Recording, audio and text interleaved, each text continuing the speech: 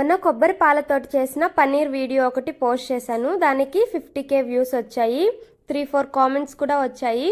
కొంతమంది బాగుంటుందా, నేను ట్రై చేశాను బాగుంటుంది అని. ఆ వీడియోకి రిలేటెడ్ వీడియోనే ఇది. పండుగలు వచ్చినప్పుడు మనం కొబ్బరికాయలను కొడుతుంటాం కదా, ఆ కొబ్బరి ఎక్కువగా మిగిలిపోతే ఈ విధంగా స్టోర్ చేసి పెట్టుకోవచ్చు. మిక్సీ పట్టిన కొబ్బరిలో నుంచి పాలను సపరేట్ గా చేసి, కొబ్బరి చాలా ముద్దగా ఉంటుంది కదా, ఆ ముద్దను తీసుకెళ్లి ఒక ప్యాన్ లో వేసి బాగా ఫ్రై చేస్తే బాగా పొడి పొడిగా వస్తుంది. అంటే డ్రై అయిపోతుంది. మొత్తం డ్రై అయిపోయిన దాన్ని మనం స్టోర్ చేసుకొని ఫ్రిడ్జ్ లో 1 year దాకా పెట్టుకోవచ్చు. ఇలా స్టోర్ చేసి పెట్టుకున్న దాన్ని కొబ్బరి పొడి కారంలో కానీ లేదంటే మసాలాల్లో కానీ దేంట్లో అయినా యూజ్ చేసుకోవచ్చు.